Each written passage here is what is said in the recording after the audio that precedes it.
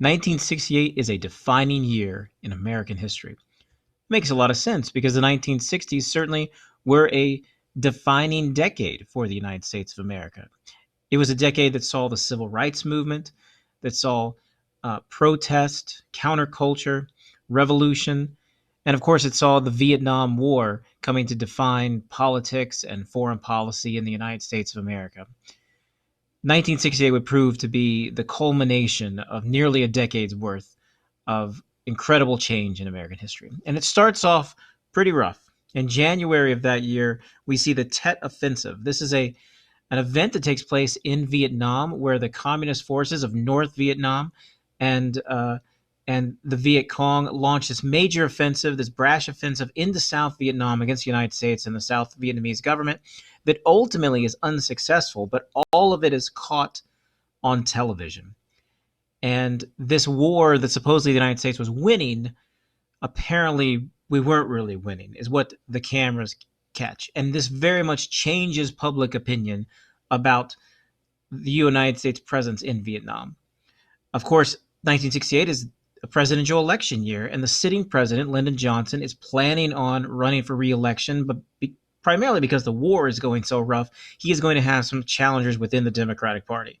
After a rough start, Johnson shocks everyone when in March of that year he announces that he will not seek, nor will he accept, a nomination by the Democratic Party to serve as president of the United States again. This leads to incredible uncertainty within the Democratic Party, and more challengers will seek the nomination. Who are the challengers? Well, first we have Robert Kennedy, the brother of the former president John F. Kennedy. He's a United States senator. He's a former attorney general. Much like his older brother, he is young, he is charismatic, and he has that appeal to younger voters. He has an appeal to minority voters, very much in the same spirit that his older brother had.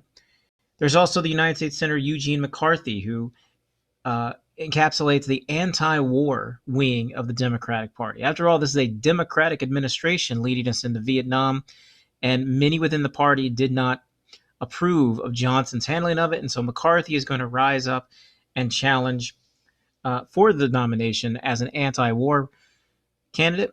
And then there is the sitting vice president, Hubert Humphrey. He has the support of moderates.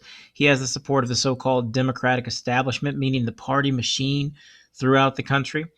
If you look at the map there, you'll see that there's a lot of states that are colored different colors because of the different candidates who won those in the primary contest. But it's important to note that not all states in 1968 are going to have primaries like we know them today.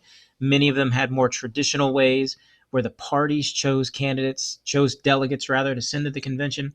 Hubert Humphrey is not going to compete in the primary states where people have the opportunity to vote. Instead, he's going to have the support of the party that's going to send delegates on his behalf. And that's going to come back to haunt him. In April of 68 is where we see the tragic assassination of Dr. Martin Luther King Jr. in Memphis, Tennessee. He was down in Memphis in support of some protesting workers down there. The civil rights movement has moved into a new phase, and while down there, leaving his hotel room, he is shot and killed. And this sets off riots throughout the United States of America. Over 100 cities see riots. There is violence, there are arrests. It shocks the country. 2 months later, the country will be shocked again when Robert Kennedy, after winning the Democratic primary in California, there in Los Angeles, he is killed by an assassin who assassinates him. And this further complicates the Democratic nomination process, obviously, with this candidate now who has passed away. But also, again, it leads to a period of just stunned mourning for the country, that yet again this young, promising leader is killed by an assassin. When the Democratic convention rolls around later that year in Chicago, it's a mess. It's an absolute mess. Vice President Hubert Humphrey is going to win the nomination. He had the most delegates thanks to his support from the establishment. But outside of the convention, There are thousands and thousands of anti-war activists who are there to make their presence known and try to influence the convention. And the mayor of Chicago, he calls out the National Guard, he calls out the police. They're supported by United States Army soldiers, and there are tremendous violent clashes between protesters and police. Um, Scenes of police officers beating protesters, people being arrested, people being injured by the thousands. This is a horrific scene taking place outside the Democratic convention. And inside, things aren't much better. There is some violence, some pushing and shoving, people being arrested within the convention center as well. So, not the kind of way that Humphrey wants to start his campaign. And of course, this presidential election year is going to be complicated even more by the emergence of the American Independent Party, who is going to nominate former Democratic governor of Alabama, George Wallace, as their candidate. Here's what you need to know about George Wallace. He's a segregationist. He's a racist. He famously says segregation now, segregation tomorrow, segregation forever. It was George Wallace who, when the University of Alabama was being integrated, when black students were trying to peacefully enroll in that school, where he, as governor of Alabama, stood in the doorway to try to prevent this from happening. And now he wants to run for president of the United States, but not as a Democrat, because he, like so many other in the South, feels abandoned by the Democratic Party that has begun to embrace civil rights, not something a segregationist believes in. And so he is very much going to appeal to Southern voters, working class whites who felt that they were no longer represented by the Democratic Party. And he's going to have some broad appeal. And he is going to be pretty successful as far as third party candidates go. But certainly his entry into the race means that the so-called solid South that Democrats could always rely upon is going to go away. The Republican side is not nearly as exciting. The front runner is Richard Milhouse Nixon, the former vice president. But his presence as the front runner in this campaign is really the result of a very unlikely political comeback. Of course, former Vice President Nixon had made his reputation as a strong anti-communist crusader in the House of Representatives back in the McCarthy era, and then he serves as Vice President of the United States under a very popular President Eisenhower. He runs unsuccessfully for president in 1960. He runs unsuccessfully for governor of California a few years later. And everyone just assumes his political career is dead.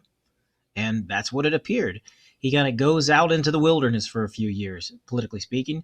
But he comes back in 68, and he campaigns that he will bring peace with honor to Vietnam. He campaigns on law and order. We're not going to tolerate these protests. We're not going to tolerate the culture of questioning authority in the United States. And most importantly, he says he appeals to the silent majority of Americans. He says most Americans are not represented by the scenes that they see on the television each and every night. They're not protesters. They're not hippies. They're not marching in the streets. He said most people just get up every day and go to their job and pay their taxes and want to be good, hardworking Americans. And the scenes you see on television that we all think of in the 1960s, those aren't the real Americans. That's not the majority of Americans. They're the silent majority, and that's who I represent. And as it turns out, it's going to be a winning message. If you look at the map here, you see that the election is actually quite close when you look at the popular vote. Very, very close. But when it comes to the electoral vote, of course, Richard Nixon is going to win the day. George Wallace carries many of those southern states that used to be reliably Democratic. But now, the Democratic Party, of course, is embracing civil rights, and that old Southern segregationist wing of the party is leaving them, and they will never return again. This election in 68 kind of makes that obvious.